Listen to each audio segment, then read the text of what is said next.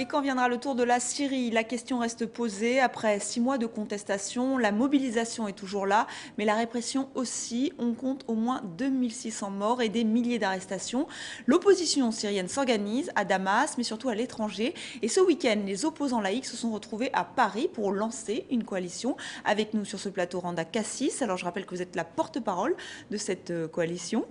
Bonjour, merci d'être avec nous. Bonjour, merci. Il existe déjà 2 conseils de l'opposition syrienne. Ils ont vu le jour en Turquie. Pourquoi en créer un autre? Oui, pourquoi créer un autre? Parce que tout simplement, nous avons besoin d'une coalition laïque.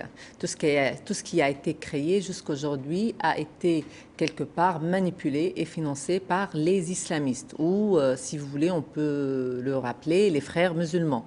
Alors c'est tout à fait normal et légitime de fonder, de créer une coalition qui peut parler des différentes minorités? Oui, tout à fait, tout à fait. Je vais le dire, je l'ai déjà dit, on a 40% quand même des minorités ethniques et religieuses. Alors, 20% des Kurdes, qui sont quasiment laïcs en Syrie, 8% des chrétiens, 12% des ismaélites, alaouites, yézidites et autres.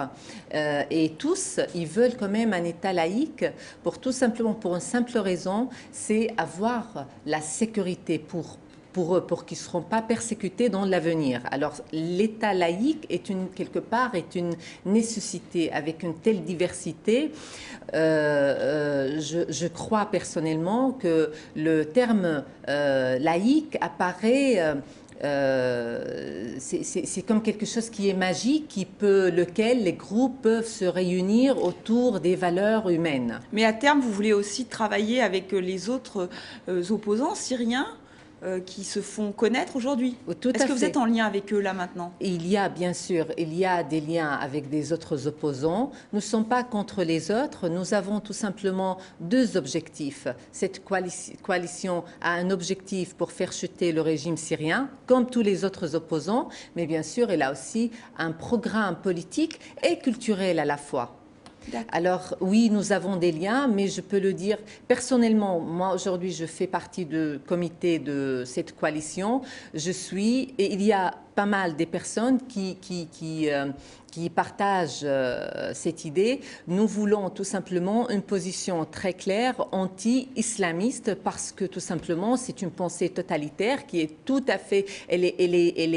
on n'a pas envie de faire chuter un régime totalitaire pour avoir une autre pensée ou un autre régime aussi totalitaire. Alors est-ce que c'est pas aussi un argument qu'utilise le pouvoir, hein, Bachar el-Assad entre autres, en disant que ce régime-là permet d'avoir une tranquillité, de permettre de fédérer toutes ces différentes minorités au sein de la Syrie? Est-ce que vous n'avez pas peur que ça brouille le message par rapport au vôtre? Au contraire, cette coalition, la naissance de cette coalition va encourager ces minorités-là, va encourager les chrétiens comme les Kurdes, comme les autres, à participer à cette révolution. Jusqu'aujourd'hui, pourquoi ces minorités-là ne participent pas à la révolution? Pour une simple raison, ils ont peur du lendemain, ils ont peur que la Syrie de demain sera monopolisée par les islamistes.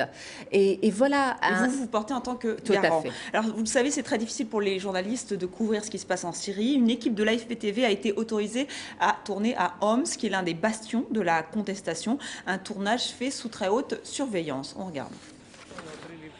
Le quartier Al-Hadara est l'un des plus vivants de Homs. Ses magasins ne désemplissent jamais, même aux heures les plus tardives. Mais depuis le début de la révolte en Syrie, le quartier a perdu un peu de son insouciance commerçante. Régulièrement, dès le coucher du soleil, des tirs retentissent. Les passants s'abritent comme ils peuvent. Cet habitant du quartier qui nous montre les impacts de balles est alaouite. Pour lui, les tirs visent sa communauté. Ce sont des étrangers qui viennent ici et qui tirent. Ils veulent faire fuir les gens et les diviser. Diviser, comprendre, conflit entre communautés religieuses, car Homs est une ville multiconfessionnelle.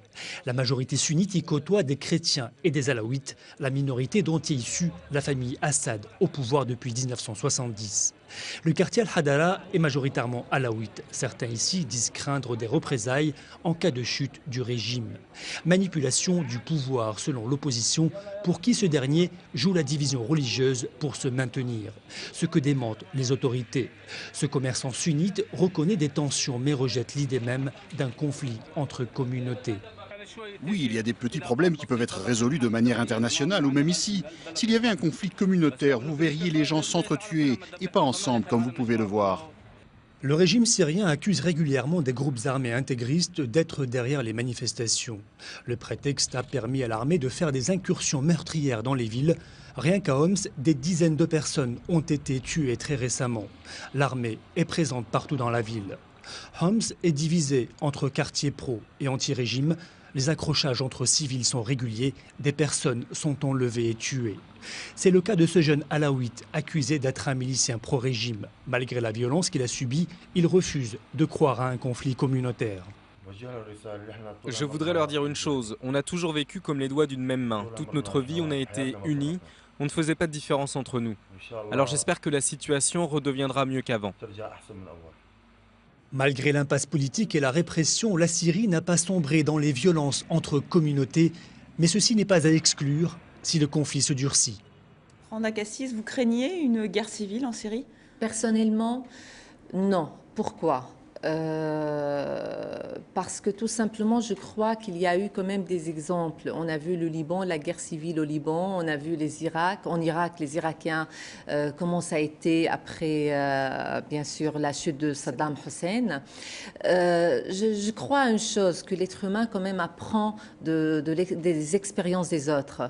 Et pour cela, je crois qu'ils ont maintenant une conscience qui est un tout petit... Ils ont acquis quand même une conscience qui était un peu plus mûre que peut-être les autres, parce que tout simplement ils ont vu que les conflits entre les religions de toute façon ne peuvent aboutir à quelque chose que le chaos. Alors très brièvement, au sein de cette coalition laïque, qu'est-ce que vous demandez aujourd'hui? Vous êtes pour une intervention armée comme en Libye? Qu'est-ce que vous demandez? Si vous voulez mon avis, moi je suis pour une intervention militaire. Hier, on a discuté avec quelques-uns qui font partie de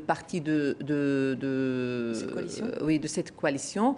Ils étaient pour, mais malheureusement aujourd'hui, ça a été voté par non, par quelques opposants qui ne veulent pas une intervention militaire. Je ne vois pas une autre solution qu'une intervention militaire. Ceux qui ont voté, ils ont voté pour une résolution à l'ONU sur la protection des civils, mais pour moi, ce ne sera pas possible sans une intervention militaire. Merci Randa Kassis d'être venue sur le plateau de TV5 Monde. Merci.